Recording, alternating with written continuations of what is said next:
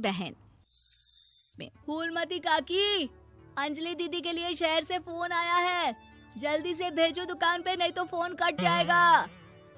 हाँ हाँ बेटा, अभी भेजती हूँ।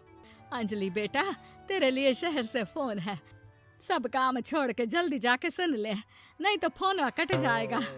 हाँ माँ, अभी जाती हूँ, जरूर मीनाक्षी दीदी का फोन आया होगा। हाय अंजलि। नमस्ते दीदी, मेरा मतलब हाय, कैसी हो आप? यहाँ तो सब ठीक है। मामा मामी कैसे हैं? तू कैसी है? मेरे तो एग्जाम्स होने वाले हैं, हर रोज कॉलेज जाना पड़ता है, lectures, extra classes, private coaching. ओ मैं तो इतना थक जाती हूँ, क्या बताऊँ। आपकी कॉलेज वाली बहन जी आपको इतना पढ़ाती है, तो घर कब जाती हैं आप दीदी?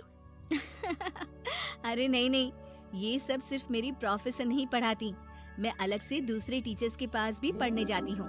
दीदी फिर तो आप बहुत थक जाती होगी ना, आप ना पैदल मत जाया करो, टांगा ले लिया करो दीदी।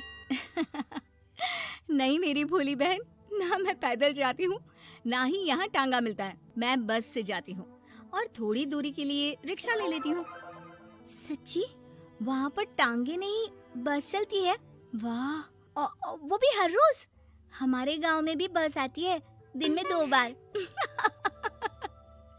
यही तो खास बात है शहर की, यहाँ बसें पूरा दिन दौड़ती हैं सड़कों पर, और सिर्फ बसें ही नहीं, कार, स्कूटर और ट्रक भी, और तो और थोड़ी दूरी पर तो हवाई जहाज भी है, जहाँ से हवाई जहाज आसमान में उड़ते हैं।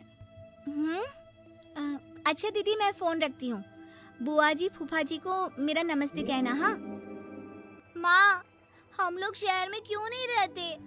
बुआ जी, फूफा जी और मीनाक्षी दीदी तो शहर में ही रहते हैं।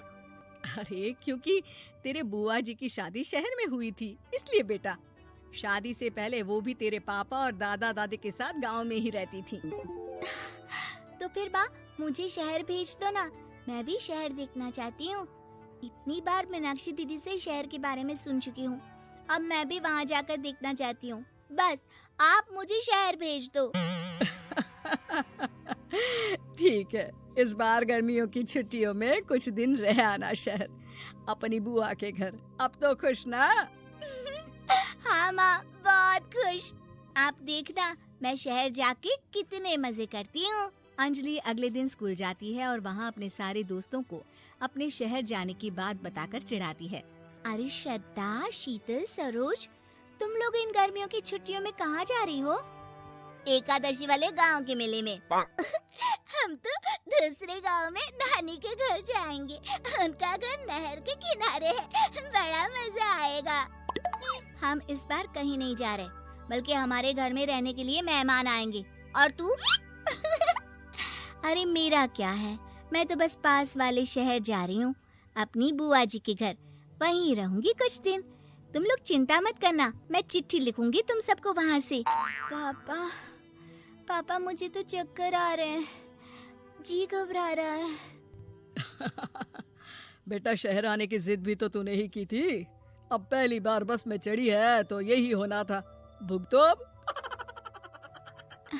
अरे मामा जी, अंजलि, आप लोग आने से पहले बता तो देते, मैं लेने आ जाती बस स्टैंड तक। आओ आओ भैया, आओ बेटी अंजलि। माँ बुआ जी कैसे हैं वहाँ, और भाभी कैसी हैं? सब ठीक है, बस अंजलि जिद कर रही थी कुछ दिन आप लोगों के साथ रहने की, सो छोड़ने आ गया। दीदी, आप मुझे शहर घुमाने ले जाओ ना, मुझे भी शहर देखना है। हाँ हाँ चल, तैयार हो जा जल्दी से।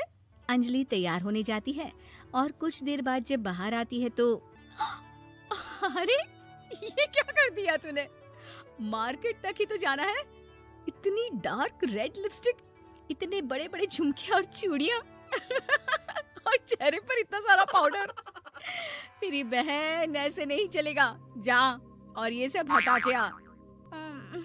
अरे कैसे, क्यों? मैंने शहर आने के लिए इतनी मेहनत से ये सब इकट्ठा किया था, और वैसे भी मैंने देखा है मोहल्ले की राधा काकी के टीवी पर एक फिल्म चल रही थी, उसमें हीरोइनें ना ऐसे ही तैयार होकर जाती है घूमने। सब पता है मुझे, मैं तो ऐसे ही जाऊंगी दीदी। अंजलि शहर की चकाचौंध को देखकर बहुत हैरान और खुश होती है। ऊंची ऊंची इमारतें, सड़क पर दौड़ती गाड़ियाँ, बड़ी बड़ी दुकानें, उसकी एक्साइटमेंट का ठिकाना नहीं था। दीदी, ये छोटा सा कमरा सड़क के किनारे क्यों रखा है? इसमें कौन रहता होगा? ये कमरा नहीं, पीसीओ है, पीसीओ। यहाँ पर लोग फोन करने आते हैं, सिक्का डालकर। ओ, हमारे गांव में तो दुकान पे ही जाते हैं बात करने। अच्छा चल, तुझे रेस्टोरेंट में खाना खिलाने ले चलती हूँ। Excuse me, 2 plate noodles please and 2 Cola. Meenakshi को ऑर्डर प्लेस करते हुए अंजलि बहुत ध्यान से देखती है और थोड़ी ही देर में ऑर्डर लेकर वेटर आ जाता है और खाना टेबल पर रख देता है। अरे, ये लंबी लंबी सेवइयाँ खाते कैसे हैं दीदी?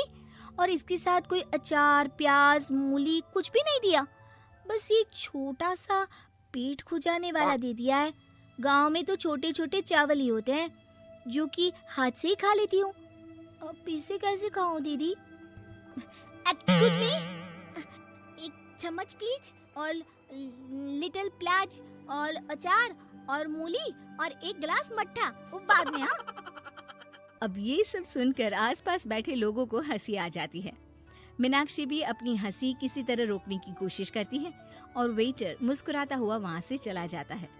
अंजलि समझ नहीं पाती कि सब किस बात पर हंस रहे थे, लेकिन वो छिप जाती है।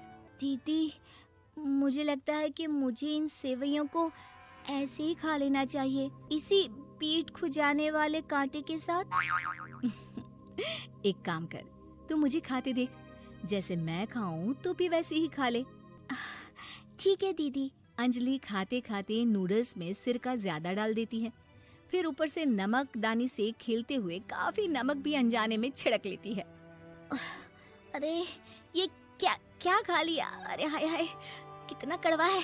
पानी पानी, ये काला शरबत ही पी लेती हूँ। और जल्दबाजी में अंजलि जल्दी जल्दी कोला पी लेती है, जिससे उसके नाक में झंझनाहट होती है। दीदी, मुझे ले चलो यहाँ से, मैं ये सब शहरी खाना नहीं खा सकती।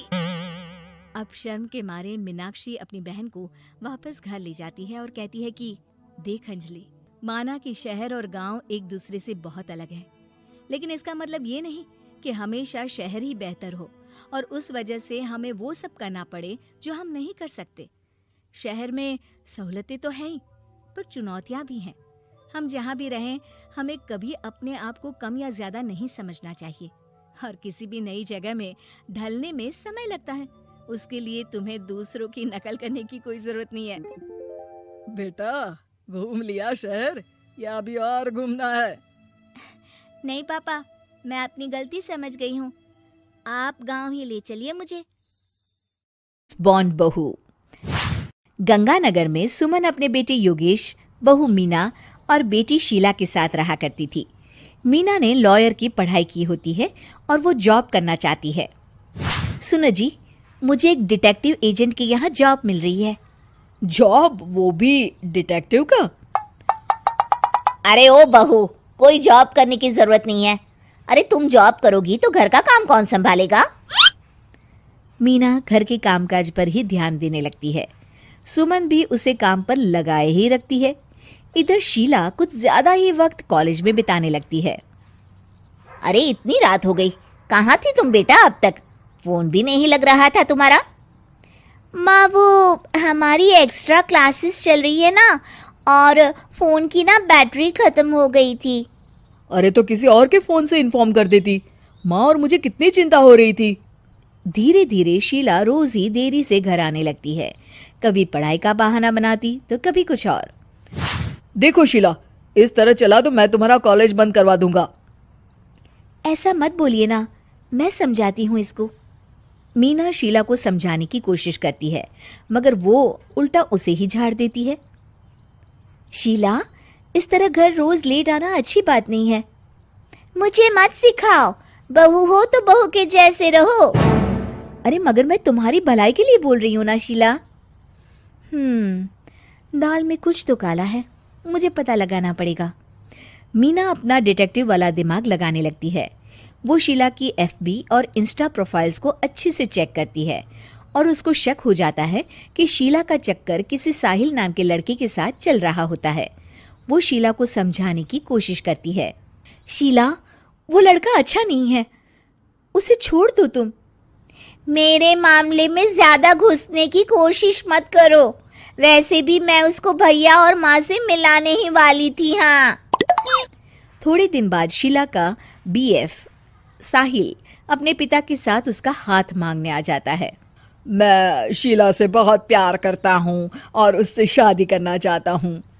जी, मेरा बेटा और शीला एक दूसरे को अच्छे से जानते हैं। मेरा बेटा बहुत ही जल्द दुबई काम के लिए जाने वाला है। दुबई? हाँ, मेरी नौकरी लग गई है वहाँ। अगर आप लोगों को ऐतराज ना हो तो हम इन दोनों का रिश्ता कर देते हैं। सीमा दुबई का नाम सुनकर प्रभावित हो जाती है और योगेश से सलाह मशवरा करके रिश्ते के लिए हाँ बोल देती है। अजी, अब जब बच्चों ने एक दूसरे को पसंद कर लिया है तो हम कौन होते हैं मना करने वाले। आप तो उसके दुबई जाने से पहले ही शादी तय कर दीजिए। हे भगवान, क्या हो रहा है ये सब। बस दुबई का नाम सुनते ही माँ जी उनकी बातों में आ गई। मुझे ही कुछ करना पड़ेगा। अब सुनिए जी, आपको नहीं लगता माँ जी ने रिश्ता तय करने में जल्दबाजी कर दी है? हाँ, सो तो है।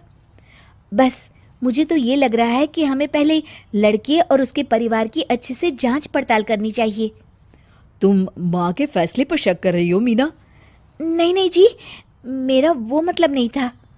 तो और क्या मतलब था? चुपचाप अपने काम पर ध्यान दो और घर की मुखिया बनने की कोशिश मत करो। हे भगवान, ये ऐसे नहीं मानेंगे, मुझे ही कुछ करना होगा। मीना अपना डिटेक्टिव माइंड लगाती है और साहिल और उसके परिवार के बारे में पूरी तरह से जांच पड़ताल करती है। तभी साहिल के पापा उनके घर कॉल करते हैं। जी, वो साहिल की दुबई जाने की टिकट करवा रहा था। अगर आप हाँ बोले तो शादी होते ही शीला भी उसके साथ ही दुबई चली जाएगी। अरे नेकी और पूछ पूछ जरूर करवा दीजिए। ठीक है ठीक है, वो ना थोड़े पैसों की कमी पड़ रही थी। आप बस 1 लाख रुपए ट्रांसफर कर दीजिए हमारे अकाउंट में। जी जी जरूर, बेटी की खुशी के लिए कुछ भी। मीना सब सुन रही होती है। माँ जी, ये आप क्या कर रही हैं? हम उनको अच्छे से जानते भी नहीं हैं। अरे तू चुप कर, हर वक्त टोक लगाती रहती है। मीना को जांच पड़ताल करने पर एक बहुत बड़ा सबूत मिल जाता है। माँ जी, मैंने आज तक आपसे कुछ नहीं मांगा, मगर आज कुछ चाहती हूँ आपसे। अरे बोल भी दे। वो मेरी एक दोस्त है ना जिसका नाटक है, मैं चाहती हूँ आप सब भी चले वो देखने। अच्छा, बस इतनी सी बात, ठीक है।